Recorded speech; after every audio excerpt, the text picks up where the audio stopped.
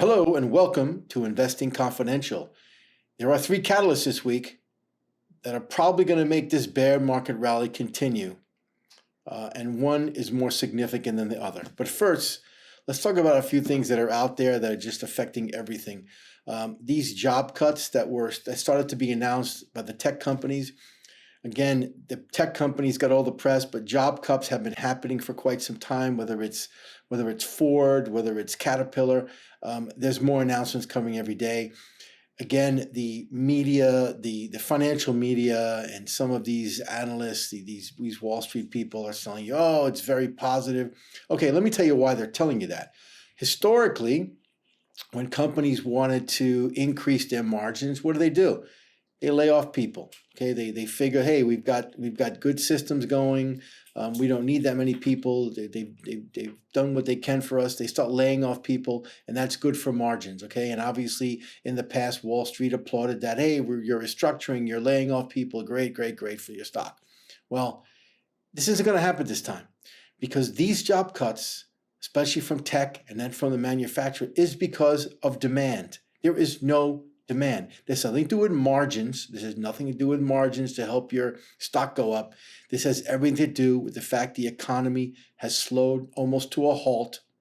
There is no demand for any goods and services, especially services. Remember, this is a consumer and a services-led economy. So these job cuts, they're not good, folks. They're just not good. And do not believe Wall Street. Don't believe the idiots that are on the television saying, oh, this is good for stock prices. I'm sorry, it's not. Okay, it's not. And, do not buy stocks based on the fact that there are people like, for example, you're laying off 25% of your workforce. I'm sorry. That's because your products aren't selling or your software isn't selling or no one's going on your social media platform. This is why the layoffs are happening, and it's not good because that means less consumer confidence, less consumer buying. And again, it's just weak demand, and it's not going to change anytime soon. So the big focus, obviously, after these midterms are over, and obviously the midterms are the first things that we're talking about in terms of the catalyst, right? So the midterms are a catalyst. Gridlock is good. Since everyone's talking about it, not sure how good gridlock's going to be this time around, but normally gridlock is good. That's one catalyst. Then the focus is going to be on CPI. Okay, so the CPI this week is coming out. As I mentioned in numerous videos, I believe inflation has topped. Okay, I think this number is going to tick lower. I don't know how much lower, maybe not that much lower, but it is going to tick lower. It should tick lower. And the market should take that as a positive. Again, there is no Fed pivot. This is why it's a bear market rally. But again, as a trader, you could position yourself for a possible rally based on the inflation number coming in a little bit less than the previous inflation. Don't look at expectations. Look at the previous number. That's why the market's gonna look. But again, just some more evidence why inflation has peaked and why it's sticky. But let's talk about why it's peaked. Here again, used car prices. I've showed this before. Used car prices have collapsed. Okay, they have collapsed. Now, the car companies, the car dealers are still trying to hold the line. Okay, it's like they're in the army and they're being, they're being charged by the enemy and they're trying to hold the line. They're not going to be able to hold. They're still trying to hold the new car prices, but there's incentives all over the place. New car prices are also slumping, but used car prices have collapsed, and that's a component of CPI. So naturally, it's a leading indicator for CPI, so CPI down the road is going to feel the effects of lower car prices. The next is something that no one focuses on, but I think I'm going to give you sort of a heads up here. Now, palm oil is not the greatest thing out there for health-wise, but as you can see, it's used for a lot of things. Almost every consumer product uses some type of vegetable oil, in this case, palm oil.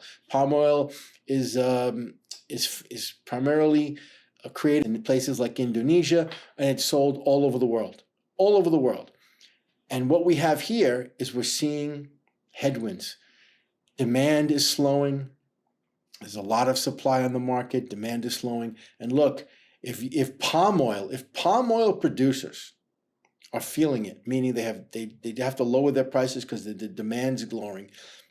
This is something that is in all products. So you could see that globally, we are in a big slowdown here if palm oil producers are feeling the pinch of lower demand. The next thing I want to point out, I've talked about a lot, but again, a lot of data has come out on real estate.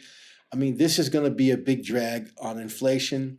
First quarter 2023, again, it's a leading indicator. It takes 6 months to get into this. So we started to really see the slowdown this month. So project out 4 to 6 months, you'll start seeing the numbers. And the numbers are gonna be pretty dramatic in 6 months. And again, as I said with real estate, it's gonna take a long time. Real estate is not something like stocks, which could be down and then up the next week. Real estate, when it goes down for long periods of time. Okay, and you're gonna see this drag. So it's real estate prices followed by supply. Okay, so prices are going down, now supply is going up.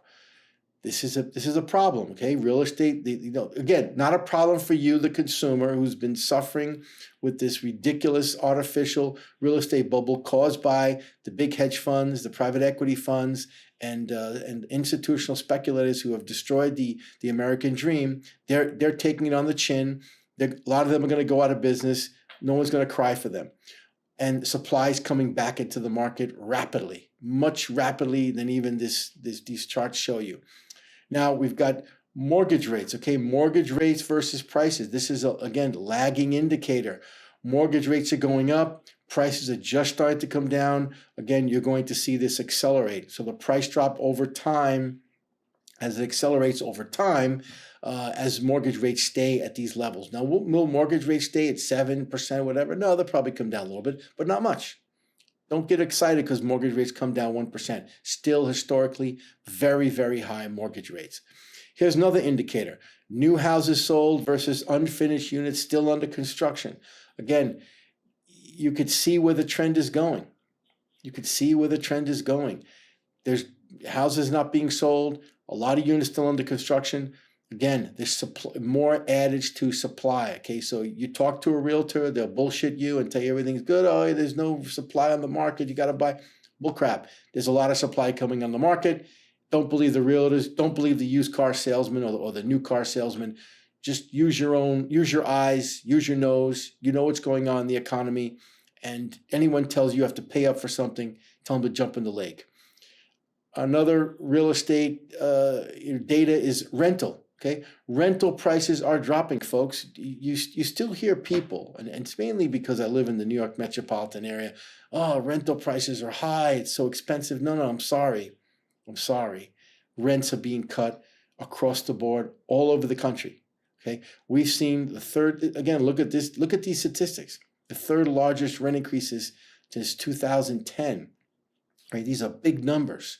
These are very big numbers. You go back 10 years. So rental prices coming down because why? They were artificially put up. Okay, the owners of these buildings and the owners of properties took advantage of people. They just said, hey, it's COVID. Let's create an artificial thing. It was a thing for about 3 months. Then it was created. Then it was artificial, and the prices went up. They bubbled up. Now they're coming down. But again, rental inflation, as we've seen, rental inflation is turned, but it's going to take a while. Because people historically are slow to lower prices, but institutions are not, and they're going to be the ones to really take this thing to a waterfall level.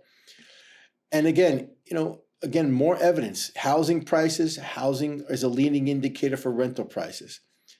As I said in the beginning, this is going to have a real impact on inflation down the road. Whatever the reason is, mortgage demand is obviously, we know, falling off a cliff, which is a leading indicator for real estate prices, which is a leading indicator for rentals. So just follow that scenario there, and you'll see why we're going to get lower inflation, but it's not a good lower inflation because the economy is literally just dead in the water.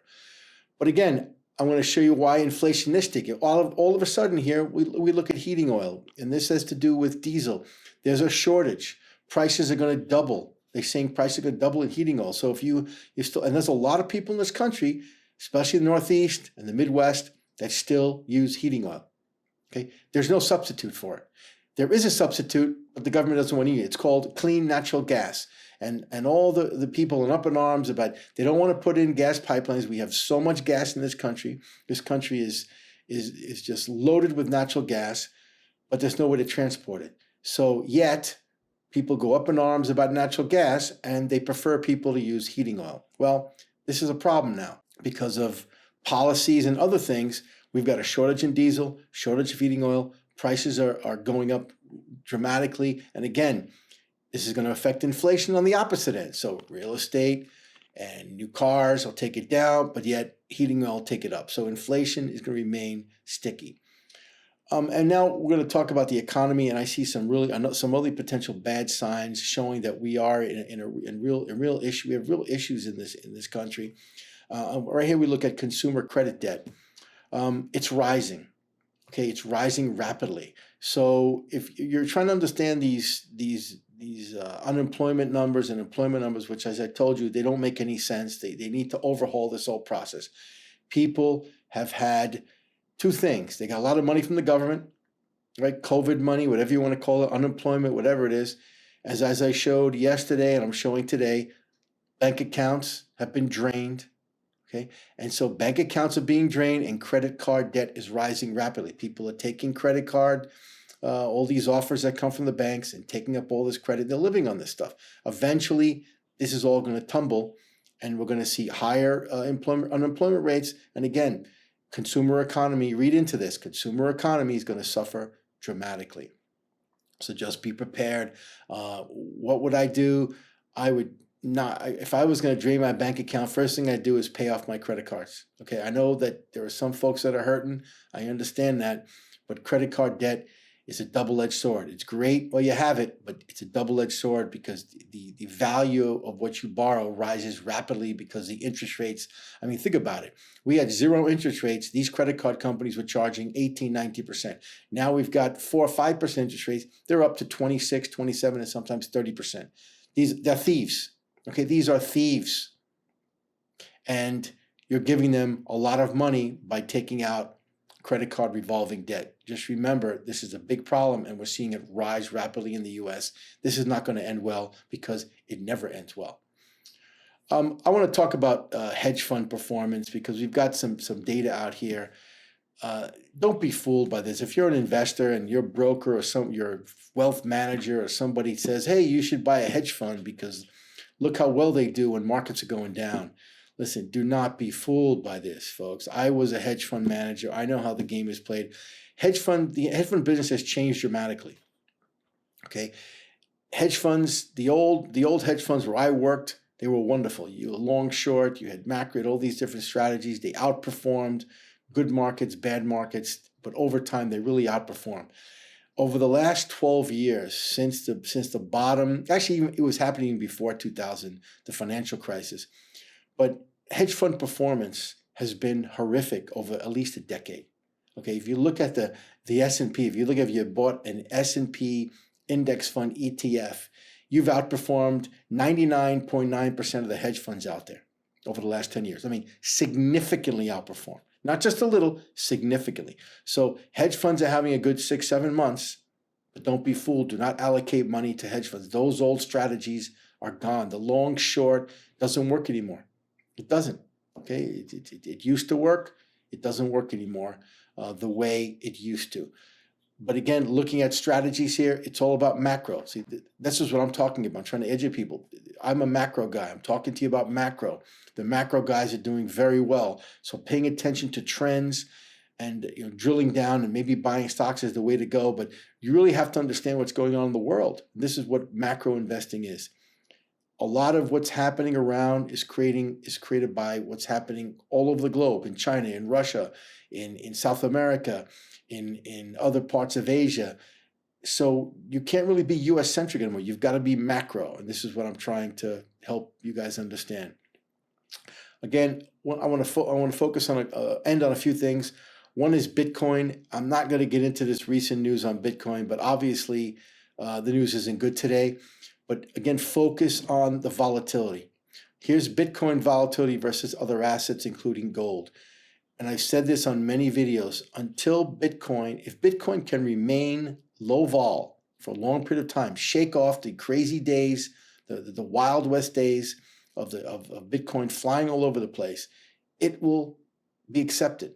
Okay, as long as Bitcoin has these type of crazy moves and wild volatility, it's not going to be accepted, and it's not going to be what it was founded to be. Okay, what it was created to be. It was created to be a source of wealth, a monetary asset. It is not a monetary asset. It is a structurally volatile and speculative asset.